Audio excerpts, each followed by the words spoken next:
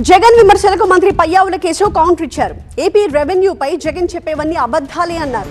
AP ఆదాయం ఎక్కడా తగ్గలేదు అన్నారు మంత్రి. ఏపీలో 7.5% ఆదాయం పెరిగిందని తెలిపారు.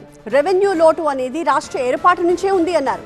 ఏపీలో తగ్గింది ఏదైనా ఉంది అంటే అది వైసీపీ వాళ్ళ దోపిడీ అంటూ సెటార్లు వేశారు. ఎంత దోపిడీ చేశారనేది రేపో మాపో ఈడీ బయట పెట్టేస్తుంది అన్నారు పయ్యావుల కేశవ్. ఎక్సైజ్లో తగ్గిందా, స్టాంప్స్ అండ్ రెవెన్యూస్లో తగ్గిందా, కమర్షియల్ ట్యాక్సెస్లో తగ్గిందా, ఎక్కడ తగ్గింది చెప్పండి. స్టేట్ అండ్ రెవెన్యూస్ ఎక్కడా తగ్గలేదు, కేంద్రం నుంచి వచ్చేటువంటిది కూడా తగ్గలేదు.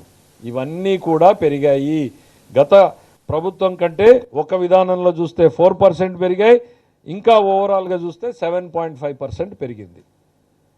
మరి మీకు 1,73,000 కోట్లు మీకు వచ్చినాయి, తర్వాత వచ్చిన వాళ్ళకి 1,60,000 కోట్లు వచ్చినాయి. ఈ డిఫరెన్స్ ఎక్కడి నుంచి వచ్చింది 60,000 కోట్లు అనేటువంటిది ఒక్కసారి గుర్తు చేయాలి.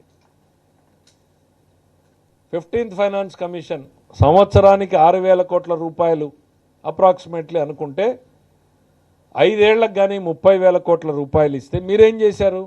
ఈ 2 సంవత్సరాలకి సంబంధించినటువంటి డబ్బును కూడా మీరే డ్రా చేశారు. 30,000 కోట్లు 3 సంవత్సరాల్లో వాడేశారు. తగ్గలేదు, రాష్ట్ర ప్రభుత్వ ఆదాయం తగ్గలేదు, కేంద్రం నుంచి వచ్చేటువంటిది తగ్గలేదు.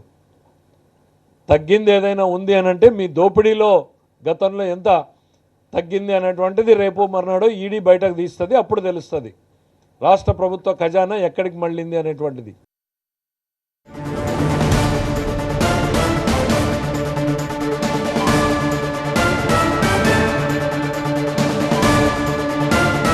జగన్ టైంలో 13% వడ్డీలకు అప్పులు తెచ్చారు అన్నారు పయ్యావుల. తాము వాటిని 9.1%కి తగ్గించామని చెప్పారు. అలాగే తాము 3 లక్షల కోట్ల అప్పులు చేశామని అబద్ధాలు చెప్తున్నారని, కానీ 1,05,000 కోట్లే తాము ఇప్పటివరకు అప్పులు చేశామని చెప్పారు పయ్యావుల కేశవ్. జగన్ చేసిన విధ్వంసానికి తాము అప్పుల భారం మోస్తున్నామన్నారు. కూడా ఒక లిమిట్ ఉంటుంది. అసలు మొదటి నుంచి చివరి వరకు అబద్ధాలే మీరు మాట్లాడింది. ఇవన్నీ మాకు ఈరోజు వచ్చినవన్నీ కూడా వారసత్వంగా వచ్చినటువంటివే.